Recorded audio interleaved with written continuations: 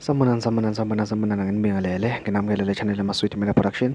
Uma ngabe uyaqala ukufika ngicela ukuthi ngenzele iqiniso lokuthi ucofa subscribe ngaqedela le video ushaye like bese uyakhomenta kulolu daba namhlanje. Wengane zakwethu uyaqhubeka uyanda umbango wamandla amaqembu awafuni ukusebenzisana kanti-ke ney'nsuku seziya-ke ngokuphela njengoba-ke njengamanje kuyizi-9 zikaJuni 2024 kushuthi-ke basaluleke iy'nsuku nje eziyisikhombisa kuphela ukuthi-ke badecide ukuthi-ke uhulumeni uzoma kanjani. Inkinga enkulu-ke njengamanje ukuthi-ke amaqembu alokhu-ke ephambana imibono noma ku-ANC esephumeleke obala wathi akanankinga nokusebenza nanoma iliphi-ke iqembu nanoma ngabe-ke imaphi amaqembu uthi nje akanankinga aweze wonke-ke amaqembu afisa ukuthi-ke basebenze naye.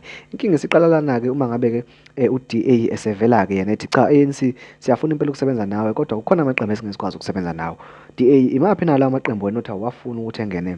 Uthi nje u-DA amaqembu angawafuni elokuqala i-EFF, elesibili i-PA bese kuthi elesithathu umkhonto wesizwe. Uthi nje u-DA mawukuthi uzosebenzisana no-ANC yena akawafuni omathathu la maqembu kungcono-ke ngeza amanye amaqembu mhlampe-ke amaqembu afana no-NFP, amaqembu afana-ke no-IFP, amaqembu-ke o-Action SA, o-VF Plus, o-FF Plus, la maqembu nje amancane. Uthi nje kodwa leli lo mkhonto wesizwe u-EFF kanye-ke no-PA uthi nje akawafuni nala ehambe khona. Kanti-ke futhi nangapha nangu-ke futhi-ke nomengameli-ke we-EFF uJulius Selo Malema uthi nje naye cho yena akasoze-ke wasebenza ne-enemy, akasoze washare amandla ne-enemy okuyi-DA. Uthi nje i-DA akayifuni-ke nala ihambe ngakhona uma ngabe yena ezosebenza ne-ANC naye-ke uthi akayifuni i-DA. Nganza kwethu ngicabanga ukuthi-ke niyayibona lento ukuthi-ke isiya ngakuphi njengoba ngangike ngasho kwenye-ke yamavidiyo kule channel ukuthi-ke le coalition le kumele ukuthi-ke yenzeke okanye-ke lokuhwebelana kwamandla okumele ukuthi-ke kwenzeke kuzosibonisa ukuthi-ke ngabe ohulumeni bethu okanye ngabe abaholi bethu bazimisele ngokulekelela thina nokuphakamisa thina